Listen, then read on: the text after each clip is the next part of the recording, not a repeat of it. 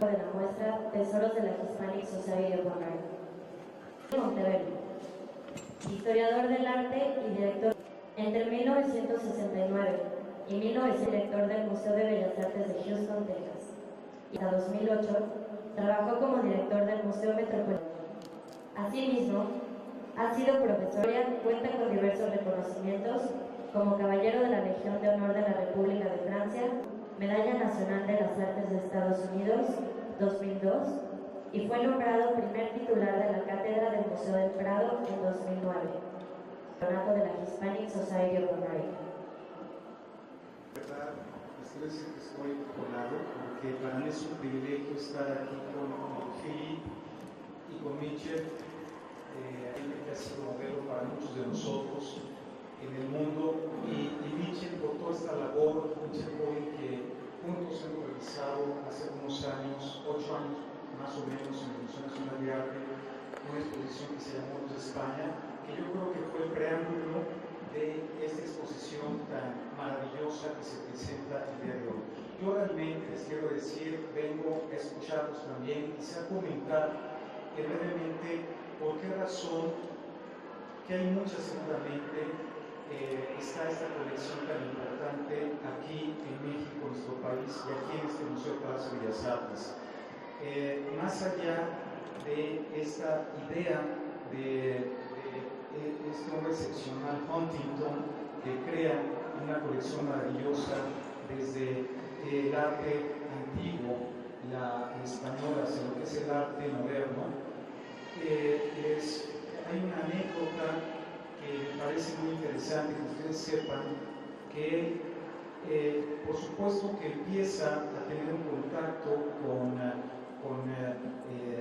cierto tema de España cuando tenía 12 años, y él empieza a crear, curiosamente a esa edad, una serie de juegos de cartoncitos donde utilizaba imágenes, y yo le comentaba a Mitchell que me daba la idea de ese museo imaginario de Van Gogh, que me parece muy interesante cómo a los 12 años empezó él a fabricar esto. Pero donde yo me quiero situar es cuando él tenía 19 años de edad. A los 19 años de edad, Huntington viene a México acompañado por su padre y en una cena con el presidente de ese momento, que era Porfirio Díaz, y él, en ese viaje es cuando toma esa idea con un vigor de crear un museo hispánico. Él lo relata en algunas de sus memorias, de sus cartas, y posteriormente en 1892 tiene su primer viaje, en este caso a España. Ya había viajado antes a Londres, pero él realmente es su primer viaje que hace a este continente, ya directamente focalizado más con la cultura española. Entonces yo lo que quiero simplemente es dejar a Philip y dejar a Mitchell que nos platiquen un poco de este gran coleccionista norteamericano, que además yo quisiera preguntarles a cualquiera de los dos que me quieran contestar, ¿por qué no puso su nombre Huntington? ¿Por qué le puso a Hispanic Society? No como muchos empresarios importantes norteamericanos que crearon y de una manera muy altruista, a partir de sus colecciones, hay museos como la Phillips Collection y otros museos que tienen curiosamente el nombre de la persona. Me gustaría empezar por ahí para luego seguir platicando con ustedes.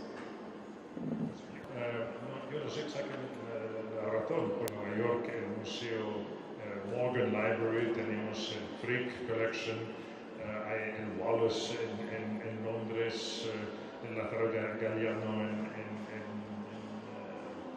Madrid, y es un poquito el mismo caso que Paul Mellon, que hizo el National Gallery de Washington, pero insistió que su nombre no figuraría sobre el museo. Pero quizás hay otra razón, y Mitch, que es el director, es solo un patrón, sabe es el presidente del patronato de la Hispanic Society, le quiero decir, Felipe Montoya. No, en realidad fundó muchas instituciones, además de la Hispanic Society, fundó los jardines desde Brookgreen con la escultura realista norteamericana en la Carolina del Sur, el Museo del Marinero en Newport News en Virginia en honor de su padre, varios museo de golf en New Jersey, todo tipo de eso, pero en cualquier institución que fundó o patrocinó nunca permitió el uso de su nombre.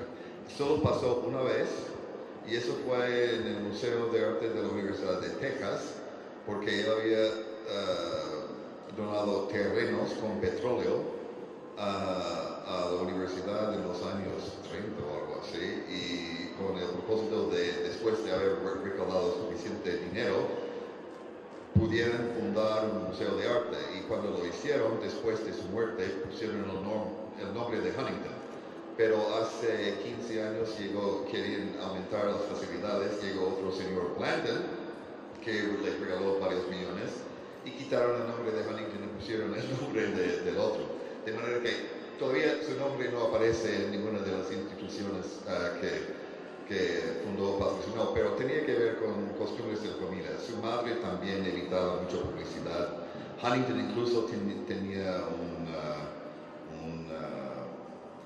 unas sillas de teatro en Nueva York y ópera en unos de esos, ¿cómo se dice?, boxes de arriba, pero nunca en un lugar muy prominente, muy discreto, pero se mantuvo así toda la vida.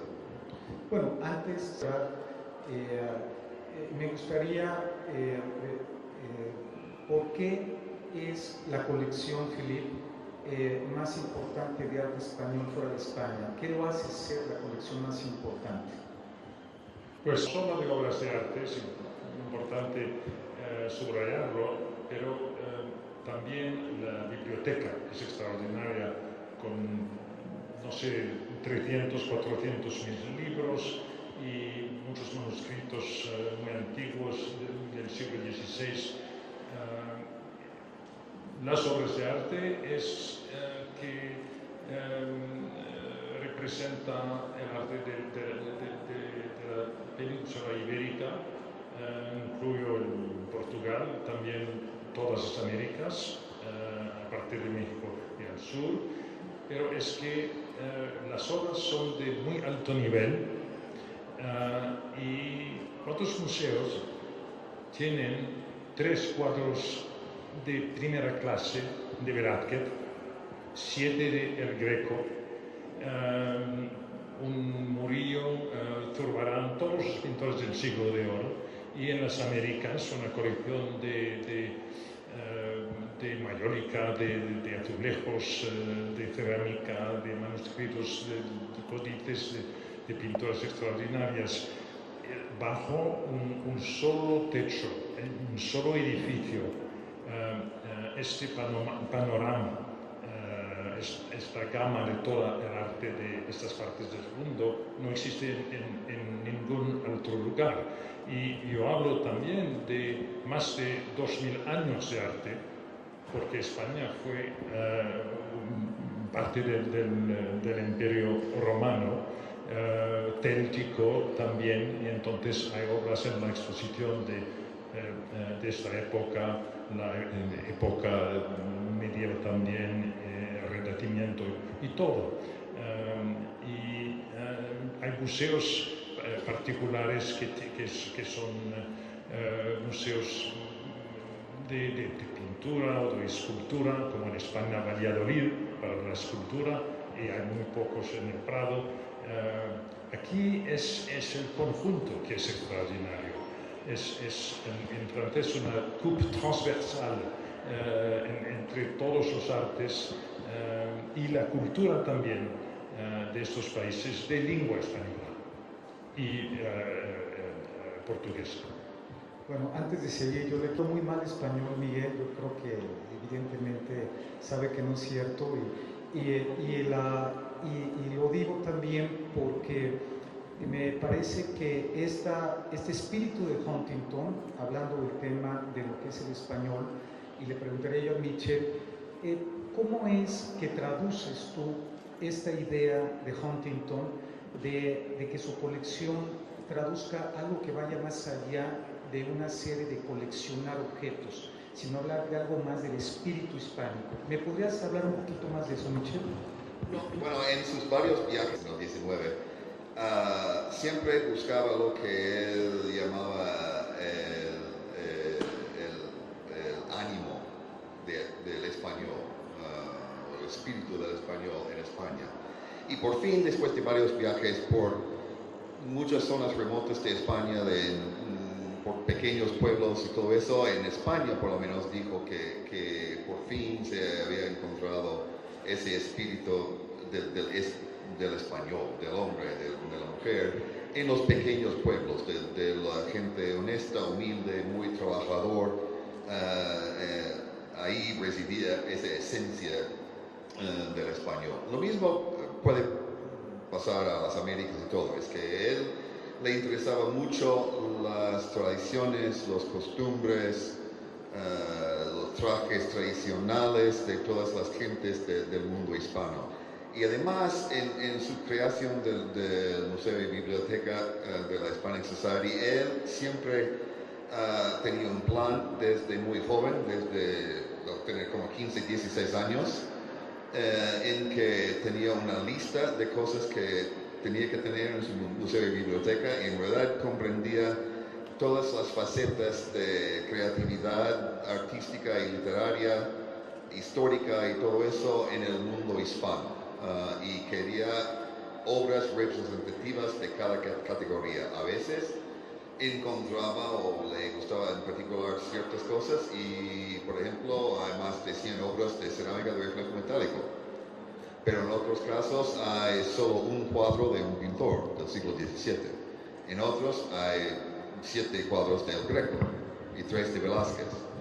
Pero en verdad estaba siguiendo su esquema desde el principio, de manera que tuvo éxito. En verdad, cada faceta de la producción creativa del mundo hispano se puede encontrar en alguna forma en las colecciones de la Hispanic Society. Y podrían añadir la importancia de algunas de estas obras. Por ejemplo, yo cuando fui director del Metropolitan Museum, hice con mis conservadores las grandes salas de arte islámico. El arte islámico hace parte, por supuesto, de la cultura de España, Córdoba, Granada, Al-Andalus. Bueno, el Hispanic Society en sus colecciones tiene más de una docena de obras maestras extraordinarias en marfil, tejidos de arte de esta época. Cuando hicimos las salas en el Metropolitan, queríamos hacer una gran sala de Al-Andalus, pero en las colecciones del Metropolitan, que interesan las mejores en todo el mundo, no había bastante obras de calidad de esta época de España.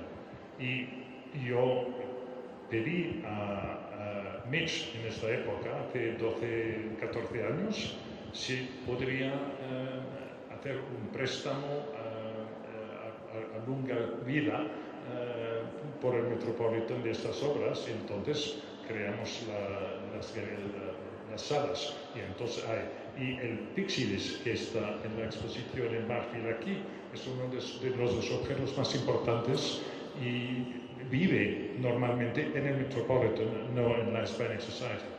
Entonces, eso es el nivel de calidad que ustedes podrán ver aquí en México, y somos muy orgullosos de tener la exposición aquí. Pues mira, precisamente nos hablara de cómo Huntington, digamos, logra insertar en este espíritu hispánico el arte islámico, cuando todavía viene el siglo XIX ciertas corrientes de españoles, de investigadores, donde todavía el arte islámico no estaba tan inserto en algunos, ¿no? Lo tenían como un tema. Yo creo que también ese es un gran logro de esta colección, donde inserte el arte islámico como un punto muy importante dentro de esta tradición de ese espíritu que él quiere dejar. Y de lo que acaba de comentar ahora Philip, me parece muy interesante que en la exposición que abrirá el día de mañana tengamos esta oportunidad de tener obras de una calidad excepcional precisamente la pieza que tú hablas, además tiene un erotismo muy interesante, ¿no? Un erotismo que no quiero decir más para que los que vengan descubran de qué estoy yo hablando, que verdaderamente es una obra maestra, por supuesto, que se inserta como muchas en la colección que estoy seguro que ustedes van a poder disfrutar a partir de mañana. ¿Nos puedes comentar un poquito, Michel, de esta relación, de cómo inserta Huntington el arte islámico en esta idea de lo hispánico? Huntington fue muy estudioso y al desarrollar a la edad de 12 años esa pasión por la cultura hispánica, empezó a leer todo lo que podía encontrar sobre la cultura en España, Hispanoamérica, todo, y sabía que por mucho tiempo había una dominación de la cultura islámica en España desde el siglo VIII hasta finales del siglo XV. De esa manera, antes de irse por primera vez a España, pasó 12 años estudiando todo lo que podía estudiar antes de viajar por España. Pero incluso antes de viajar a España, empezó en un momento a estudiar árabe, porque él pensaba que en realidad efectuaba tanta influencia en la cultura hispana por 7 u 8 siglos que fue necesario entender esa mentalidad a través de la lengua. Incluso compuso su propia biblioteca islámica de obras clásicas islámicas de cientos de libros, y comenta en los años 90 del siglo XIX que yo creo que yo tengo la biblioteca en árabe más extensa en Estados Unidos. Eso refleja en realidad la intensidad de sus estudios. Y al empezar en la creación del museo, él buscaba obras hispano-islámicas en las artes decorativas, principalmente porque así se manifiesta en la península ibérica, desde obras puras como el pixie del artesano Khalaf del siglo X, produjo en Medina Sara, hasta ese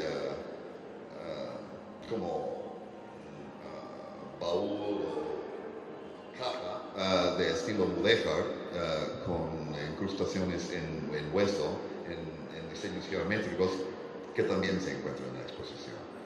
Pero abarca de tejidos de mucha antigüedad hasta una colección enorme de cerámica o reflejo metálico que va desde el siglo XIV hasta el siglo XVII, en realidad.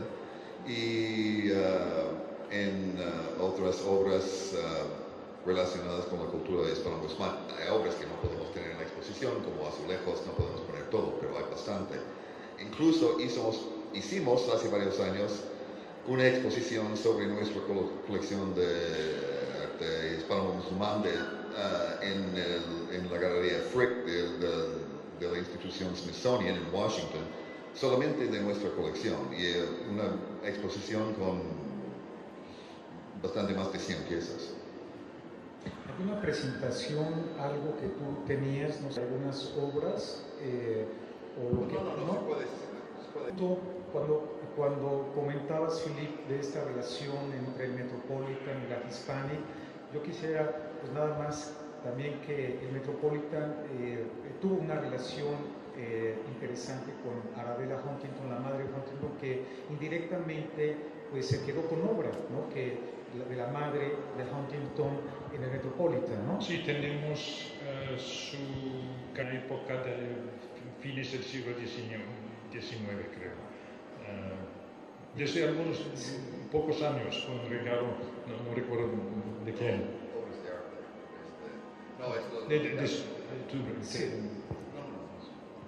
Sí, para los que están ahorita con nosotros, me encantaría que nos hablaran un poco de algunas de las obras. Todas estamos hablando que en la exposición se presentan 206 obras de una calidad excepcional, y algo que a mí me ha no sorprendido mucho, pero realmente creo que parte de ese punto de investigación que la Arte Hispánica ha llevado, que es un análisis iconográfico y cronológico de cada una de las obras, realmente muy importante, y me gustaría que cada uno tomara tres de las obras, 3 o 4, que nos relatara algo de la importancia, sobre todo en dos sentidos. Uno de la colección del propio Huntington hizo, y otro de ese espíritu en el que me interesa donde Mitchell y tú, Philip, quieren llevar a la Hispanic Society, en el entendido que la Hispanic sigue adquiriendo obra, y me interesa mucho que hablemos que ese espíritu hispánico, por supuesto, se ve reflejado con obras que vienen de Perú, de Ecuador, de Puerto Rico, inclusive de arte popular. Y aquí me ha interesado mucho esto porque en este Museo del Palacio de Bellas Artes, en 1934, pues nace el Museo de Arte Popular. Entonces, el hecho de tener obras de una calidad excepcional, por ejemplo, las bateas que se encuentran en la colección de la Hispanic, por mencionar algunos de los ejemplos que están aquí en la muestra de la exposición, pero me gustaría que escogieran 3 o 4 obras y que nos hablaran un poco de la importancia en la colección y en esta exposición. Y quizá, y perdón previamente, comentar la estructura de la exposición, que Mitchell Coden fue el curador, digamos, de la muestra, y que nos comentara cómo está estructurada la exposición de la Hispánica.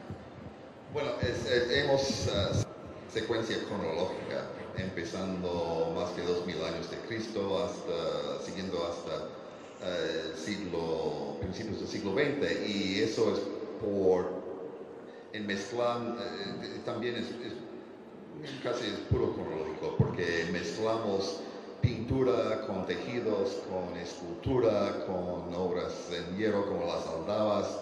Es que se encuentra la mezcla de cada época, es más que nada divisiones por época: la antigüedad, España medieval, el siglo de oro, la época moderna, y además América virreinal del siglo XIX.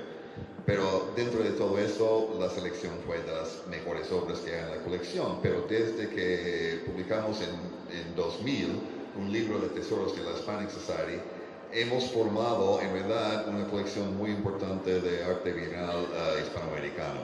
De manera que en esta ocasión ya podemos tener una sala o una sección entera representativa de Hispanoamérica virreinal, con obras de una calidad que equivale de lo que se encuentra en el resto de la colección. Pero es esa parte que en realidad es, bueno, casi lo más importante de adquisiciones en los últimos 20 años. Pero también hay cosas de la época de Huntington. Y Huntington compró no tanto para el Museo de Hispanoamérica, porque no salió tanto en el mercado en su momento. Sí compró buenísimos ejemplos de cerámica de Talavera poblana, pero además de eso no había tanto. Pero sí, en la biblioteca compró obras muy importantes. Y por ejemplo, en la exposición se puede ver el primer libro impreso en las Américas, impreso aquí en la Ciudad de México, del cual existen ejemplares completos. Es que hay otros ejemplares, pero tenemos el ejemplar que había pertenecido al emperador Maximiliano y al primer ministro de España, Carlos del Castillo, después de Maximiliano. En cierto sentido, los dos murieron asesinados, que es curioso, hablando de un libro que tiene un curse, pero no, pero en ese caso es una de las importantes adquisiciones de Huntington, y tenemos muchos incunables mexicanos en la colección, una colección muy importante de manuscritos. Había obras que desafortunadamente no podían estar en la exposición en México, pero la colección es fenomenal. De los que vienen, por ejemplo, ¿puedes hablar de Sigón y de Sor Juana? Aquí, bueno, seleccioné obras casi únicas de los dos, en realidad obras muy raras. En el caso de Sigüenza Góngora hay su Teatro de Virtudes Políticas, que es una descripción de la entrada del virrey Marqués de la Laguna en 1680 en la Ciudad de México, y la construcción del arco triunfal del ayuntamiento que diseñó Sigüenza que fue en realidad de toda la época virreinal la obra más atrevida en ese sentido que se publicó, porque Sigüenza diseñó el arco utilizando ejemplos de virtud para el nuevo virrey, y los ejemplos de virtud del virrey salieron de los monarcas aztecas y en ese imperio español del momento, y con el nacimiento del criollismo y ese sentido de una nacionalidad mexicana entre los criollos, fue más que atrevido, y solamente por su fama sobrevivió ese episodio. Pero él nunca importaba eso, él fue muy súper inteligente y muy dedicado a sus estudios. La otra obra es la Libra Astronómica, que se publicó años después del evento, pero tiene que ver con la apariencia del famoso cometa de 1680 en los cielos de México, que es el famoso cometa de Halley en inglés, Halley's Comet en inglés, que se repite cada 80 y tantos años, algo así. ¿Qué es donde tienes el discurso? Bueno, lo importante allí es que Sigüenza da una razón científica de la existencia de los cometas, que no son augures de muertes de reyes, de desastres y todo eso, que es un fenómeno normal que pasa fuera de la Luna y no entre la Luna y la Tierra. Pero había un genio jesuita, un misionero aquí en la Nueva España en ese momento, Francisco Eusebio Quino, que en verdad es el fundador de las misiones jesuitas, que dio un punto culminante a toda esa controversia de los cometas en la Nueva España. Bueno, es interesante porque, como verán, documentos, objetos, y me gustaría quedarme un poco en el tema de la pintura, porque de hecho aquí hay colegas directores, y de hecho está aquí la directora del Museo Nacional de Arte, Sara Vaz, que me interesa mucho esta relación, por ejemplo, de artistas como muy importantes que llegaron, como Alonso Vázquez y posteriormente Sebastián López de Arteaga, que llega a los 30 años y que tienen una influencia muy importante, por supuesto, por este nacimiento de la pintura mexicana, y que la Hispanic está pues trabajando en ir creando, por supuesto, esta vinculación de lo que es este arte español y de lo que se ha manejado últimamente en esta unidad, ¿no? digamos, de lo que se ve en su momento. Y me interesa mucho cómo la Hispanic ha tenido ya ese criterio de ir trabajando con esa parte de la pintura, y precisamente si nos quedamos nosotros en el siglo XVII, me encantaría, tanto Philippe o tú, Mitch, que nos comentaran de estas dos espléndidas obras de Velázquez, que me parecen que una de este Velázquez inicial, de este retrato del conde duque de Olivares, que es una obra excepcional, inicial de Velázquez, y el retrato Niña, que seguramente lo hace después de su primer viaje a Italia, y que es una obra también excepcional. Yo no quisiera decir mucho de ello, porque me parece que tenerlas aquí en México, estas dos obras realmente excepcionales, y hay que decir que Velázquez hay muy pocos, ¿no? Y muy pocos en colecciones también. No sé si, Filipe, nos pudieras abundar un poquito de eso. Bueno, pues hay que saber que en el momento en que Huntington lo compró, fue, si no me estoy equivocando, el cuadro más caro. La madre, pero fue el más caro comprado en esta época. Pero Velázquez es uno de los grandes pintores, y hay el contraste extraordinario de este gran retrato de tamaño natural, de un personaje muy cerca del rey, y el retrato muy íntimo de quizás la nieta de Velázquez, un cuadro que guardó en su taller toda su vida, y que para los conservadores del Prado, por ejemplo, cuando lo tuvieron, fue la affiche, no sé cómo se llama en español, pero en todos los lugares, porque estuvo en portada de su catálogo, ¿no? Es el tipo de Velázquez que no hay en el Prado. Pero tenerlos aquí también me parece importante, porque son, como has dicho, muy raros, pero Sí. no son los solos. Cuando hablaba Mitch, estaba pensando que es importante saber que la Hispanic Society no vive solo de los regalos de la madre y de Huntington, pero compramos obras de arte, y dos de los últimos compras están aquí, las 4 almas de un escultor ecuatoriano del siglo XVII, que es una maravilla para mí. Yo creo volarlos, son probarlos, son extraordinarios, y también un gran cuadro que tú has comprado hace unos meses. Sí, tú puedes hablar de él, porque es algo muy importante. Sí, no, es que hemos tenido un propósito de rellenar los huecos en la colección que han existido, y como Huntington no había comprado tanto de arte virreinal, hemos empezado en los últimos años de buscar piezas importantes, significativas, que representan ciertas fases en el desarrollo de la pintura, no solo en la Nueva España, pero en Hispanoamérica. Y hemos tenido suerte en encontrar obras importantes a precios asequibles para nosotros, por lo menos.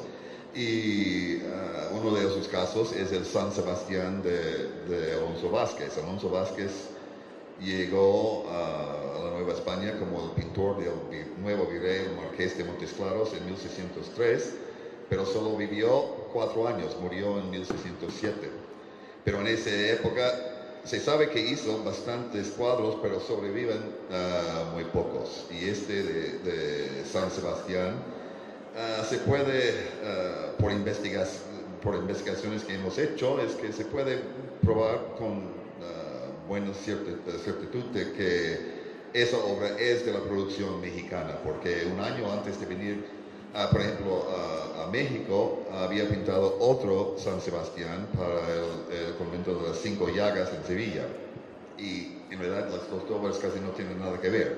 La obra que tenemos aquí en la exposición es más sofisticada que la obra que pintó en España, y además refleja ciertas características de la pintura nuevohispana en ese momento, y eso es lo que Miguel estaba mencionando antes, que todos los pintores peninsulares españoles que ya tenían una carrera extensiva en muchos casos, como Alonso Vázquez y, bueno, también supuestamente López de Arteaga en España, al llegar a la Nueva España, la influencia de los pintores novohispanos que ya estaban haciendo sus obras aquí, influyeron a los españoles, y eso en la combinación de las nuevas técnicas españolas con las tradiciones virreinales aquí, crearon un nuevo estilo de arte virreinal a través de las primeras décadas, en cierto sentido, del siglo XVII. El otro cuadro es San Miguel con la caída de Los Ángeles, que es una obra autógrafa de Sebastián López de Arteaga, uno de los grandes pintores en la primera mitad del siglo XVII aquí en la Ciudad de México. Él llegó a la edad de 30 años o algo así. También llegó con otro virrey en 1640, 40 creo, sí. Llegó con el Marqués de Villena. Aquí es importante decir que es oportuno de subrayar que en el Hispanic Society desde muchos años tenemos, y en las paredes son colgados cuadros de las Américas, especialmente de este país, del periodo colonial y real, y que es solo hace unos años, muy pocos, que los museos norteamericanos y en Europa han descubierto que el arte, por ejemplo, de México, no es una versión provincial de arte español, pero que tiene su propia alma. Y el Museo del Louvre en París hace 3-4 años hubo una exposición extraordinaria mezclando los cuadros de Murillo, de Zurbarán, con los grandes pintores de la misma época de México. Y yo la vi, esta exposición en París. Yo tengo más de 80 años, soy de la generación que pensaba durante mucho tiempo que el arte vitreal estaba un poquito provincial, digamos. Cuando vi la exposición en París, hubo una sensación extraordinaria, es que los cuadros de Carreño, de Murillo, parecían académicos, aburridos, que fueron los cuadros de aquí, que tenían una vida propia. Y eso fue para mí una iluminación intelectual. Y ahora, desde solo 3 o 4 años, el Metropolitan tiene un conservador de arte de las Américas, y ahora en el Metropolitan la gran exposición del arte colonial del siglo XVIII, con cuadros religiosos y retratos admirables, y hacen adquisiciones, pero un poquito tarde. No, yo creo que las exposiciones ayudan mucho, y sobre todo a estos puntos de investigaciones de Jonathan Brown y otros personajes importantes que han tenido Juana Gutiérrez, bueno, que falleció y que también fue parte de esta nueva manera de ver, digamos, este arte realizado aquí en el periodo novohispano, y que por supuesto nos da otras luces. Yo regreso, por ejemplo, a Alonso Vázquez, que hay muy poca obra de él, que por eso también es realmente muy interesante. Está un cuadro aquí en el Hospital de Jesús de una Inmaculada, y creo que también esas ligas que esta exposición va a hacer es relacionarse con las colecciones que nosotros, en este caso, tenemos en los museos mexicanos. Eso va a ser también muy interesante. Hablar de Sebastián Gómez de Arteaga, que también hay toda la influencia de Rubens, ¿no? Y cómo se transforma, ¿no? Cómo se transforma, en este caso, con una nueva manera, como lo comenta Philippe, y que creo que ese es otro descubrimiento también en la exposición, que me parece interesante. Ahora, si nos vamos un poquito atrás, para ya ir cerrando, ustedes tienen manuscritos importantísimos. Yo les quiero decir que la Hispanic es la 4ª mapoteca más importante del mundo, y eso es realmente un privilegio, tener obras de una calidad que verán aquí excepcionales. Estamos hablando de la Biblioteca Nacional de París, que es la primera, Londres la segunda, la National Library, y está Italia la tercera, y digamos en América sería la primera mapoteca. Entonces, hablamos primero en número y en calidad de las obras que vienen aquí. Hay una específicamente que me parece excepcional. No sé si nos quisieras comentar un poco, Michel, de este mapa de Giovanni Juan Vespucci, un mapa del siglo XVI, de 1527, que tenerlo aquí con nosotros, aquí en el Museo del Palacio de Bellas Artes, realmente es un privilegio. ¿Nos podrías comentar un poco de la mapoteca y de estas obras de mapas que vienen aquí al Palacio de Bellas Artes? Bueno, la Hispanic Society en la biblioteca Atlas y cartas portulanos de los siglos XV hasta el siglo XVII, que en realidad no suena como un número tan extravagante, pero son obras de suma rareza, y la obra más importante es el planisferio o mapa mundi que tenemos aquí en la exposición, que es de Giovanni o Juan Vespucci, que fue el sobrino del famoso explorador Amerigo Vespucci, de donde proviene el nombre de América. Y a la muerte de Amerigo Vespucci, su sobrino heredó todos los instrumentos náuticos y mapas y todo eso de su tío, y encontró un trabajo en la casa de contratación en Sevilla, que en realidad fue la institución encargada de mantener los mapas maestros de todo el mundo, y en realidad mantener un padrón real que fue la carta maestra donde apuntaban todos los nuevos descubrimientos.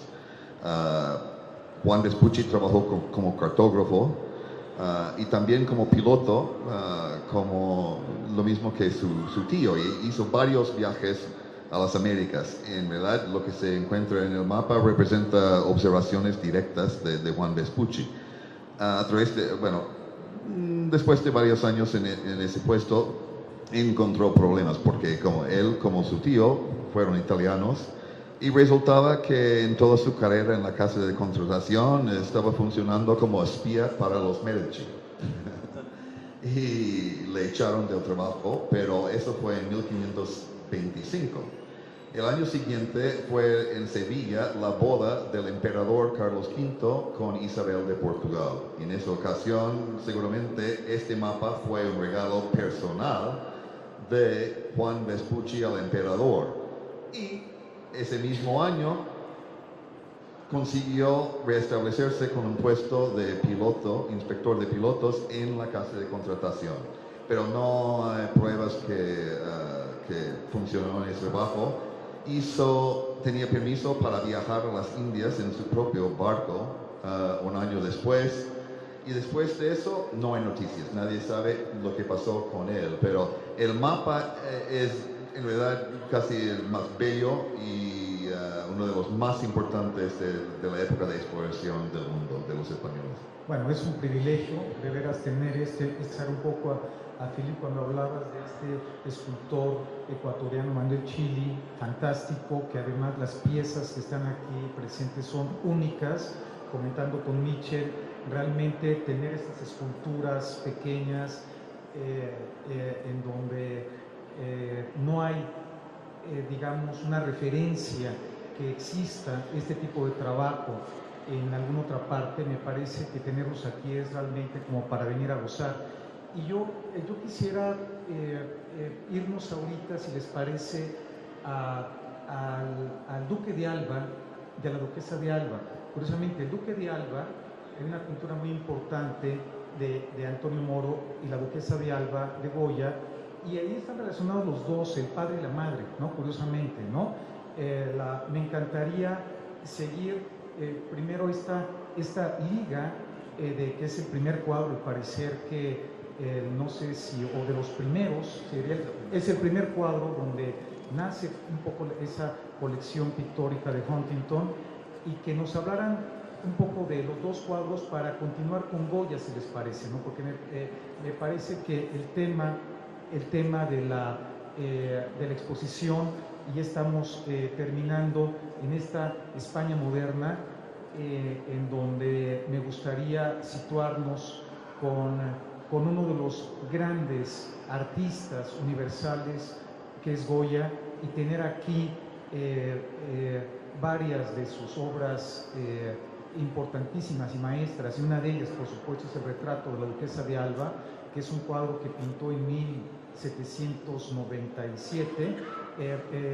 Me parece realmente un privilegio que tengamos la ocasión de gozarlo, pero que nos comentaran un poco de esto, un poco por qué Goya y cómo se logró tener estas obras tan importantes en la colección de la Hispana.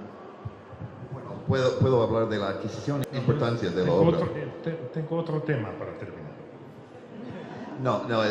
Huntington ya había fundado la Hispanic Society en 1904 y rápidamente estaba buscando obras importantes para comprar. Él no de compras no empezó a comprar pintura hasta después de la muerte de su padre. Pero antes tenía unas obras y el retrato del Gran Duque de Alba, de Antonio Moro, que está en la exposición, fue un regalo del padre de Huntington a su hijo en su boda. Y en realidad es la primera obra importante que llegó a formar parte de la Hispanic Society. Pero en el caso de la duquesa de Alba, Huntington en realidad compraba obra antigua de pintura, escultura, todo, principalmente fuera de España en realidad. Y solo compraba en París, Londres y a veces en Nueva York. Y estuvo en París, iba anualmente a Europa, no siempre a España, pero anualmente por vacaciones.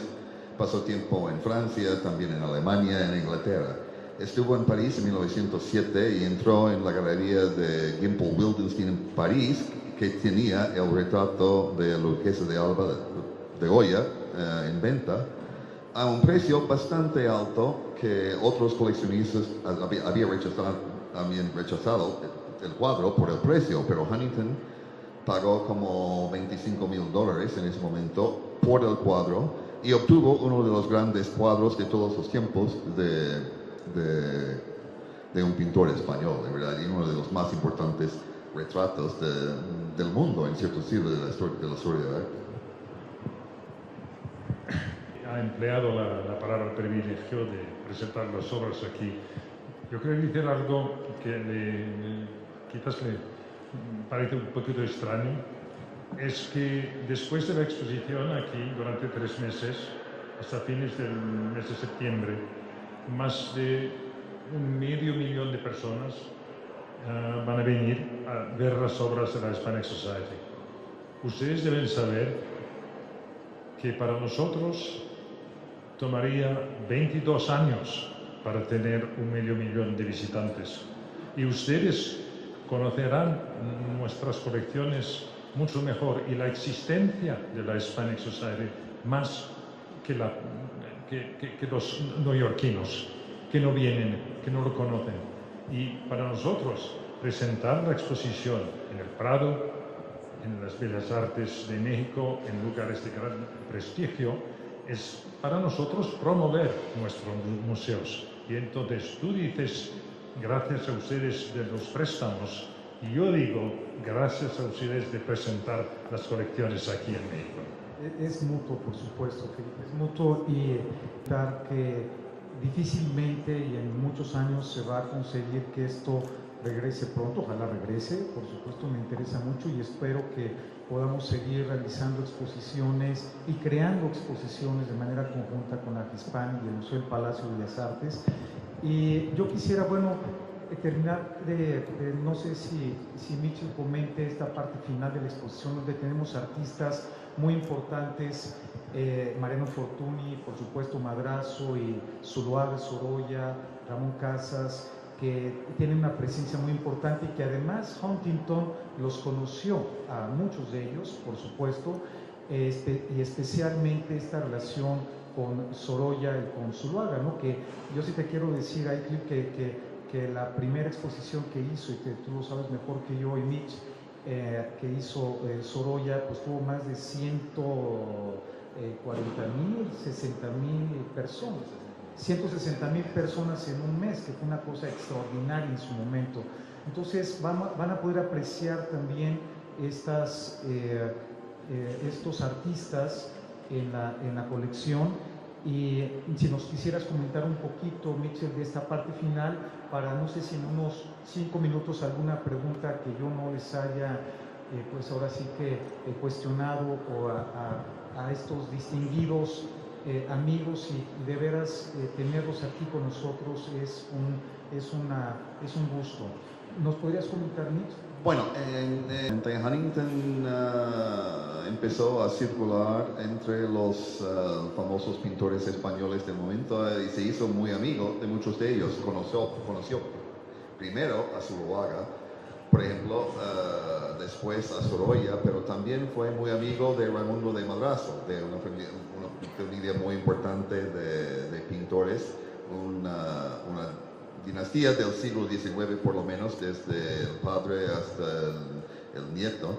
Y en ese caso, Madrazo vendió obras muy importantes a Huntington, incluso los dibujos de Goya que están en la exposición, un cuadro importante de Pedro, un retrato de Pedro Mocarte.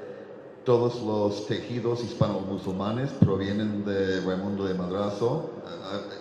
Hacía compras a través de esos amigos, pero fuera de España. Raimundo vivía en París y trabajaba en París. También fue un importante retratista de finales del siglo XIX. En el caso de Zuloaga, fue muy amigo, hay bastante correspondencia entre ellos en los archivos de la Hispanic Society. Organizó una exposición para 1909 con Zuloaga, pero mientras tanto en 1908 visitó a Londres, encontró una exposición de obras de Sorolla y se entusiasmó, se puede decir, aún más en la obra de Sorolla que Zuloaga, de manera que dejó organizar una exposición a principios de 1909, en pocos meses, una exposición de alrededor de 300 obras de Sorolla. Tenía que vaciar todo el museo para poder colgar toda esa obra. Y esa exposición que tuvo lugar en el mes de febrero, en pleno enero, mucho frío, nieve y todo en Nueva York, llegaron 160,000 visitantes. En realidad, la exposición con más éxito hasta esa fecha en Estados Unidos, en Nueva York. Y en esa exposición, Huntington tuvo la posibilidad de comprar, en realidad, varias de las mejores obras de Sorolla que existen hoy en día, y llegó a poder componer la colección más importante en la calidad, no necesariamente en cantidad, pero la mejor en calidad de todo el mundo. Y sus conexiones con varios pintores, artistas, le permitió conseguir obras principales de todos los pintores contemporáneos y de uno de los antecesores en el siglo XIX, como el importante pintor Mariano Fortuny.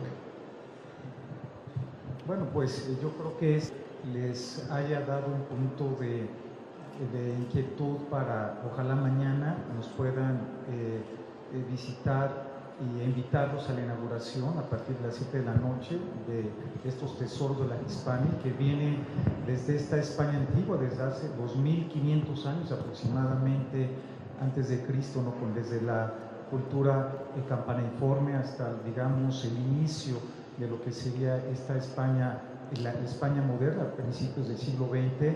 Creo que este recorrido tan interesante que nos deja la Hispanic, espero que todos podamos disfrutarlo y agradecerles de nuevo, tanto a ti, Philip, el presidente del patronato de la Hispanic Society, y a ti, Mitchell, director de la Hispanic.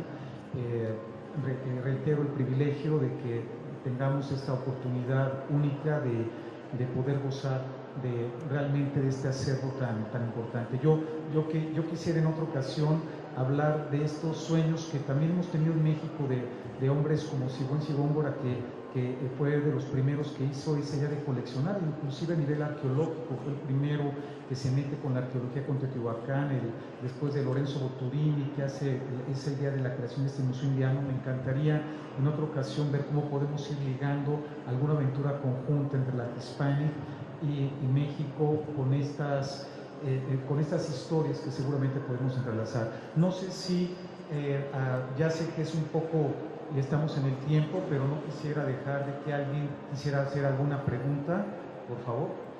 Bueno, Lolita Beistegui, yo la quiero presentar, es una colega de museos y además fue directora del Museo de San Ildefonso, ahora dirige el Museo del Niño El Papalote, una gran colega, y gracias por estar aquí con nosotros. Muchas gracias. Seguimos fieles a la misión que puso Huntington en los documentos fundacionales, que en verdad que la Hispanic Society tiene que ser dedicada al estudio, divulgación, promoción de la cultura hispana en todas sus facetas. Pero el gran reto hoy en día es en realidad atraer a nueva gente a la institución, iniciar programas que incitan a visitas repetidas, que es lo que necesitamos, y recaudar los fondos para hacerlo.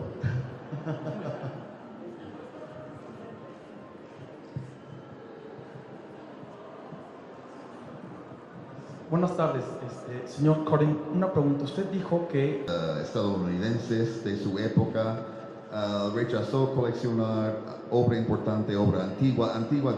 Estoy hablando principalmente de pintura, porque de las antigüedades que se encuentran en la colección, Huntington compró bastante dentro de España de las excavaciones del arqueólogo Jorge Bonser, por ejemplo, el mosaico con Medusa que está en la exposición. Proviene de eso. Pero también compró bastantes piezas importantes en París. Pero de pintura antigua, todo eso compró fuera de España, y escribe en su propio diario que él prefiere dejar reposar esos pájaros bonitos en su tierra natal en vez de robar obras así, que es lo que en realidad estaban haciendo muchos de los coleccionistas estadounidenses de la época. Muchas gracias. Uno de ellos era Hearst, ¿no? Bueno, sí, pero otros. Los Havemeyer andaban con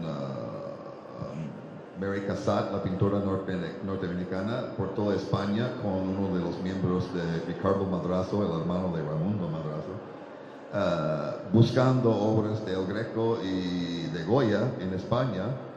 Y compraron bastante, pero compraron bastante mal, porque llegaron a tener bastantes obras falsas.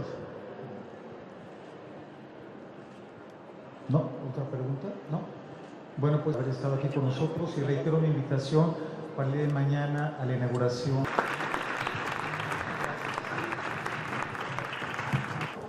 Agradecemos a todos su asistencia. Esta exposición es presentada en México por BB Opera Vancomer con el apoyo de Fomentos Cultural Caluz.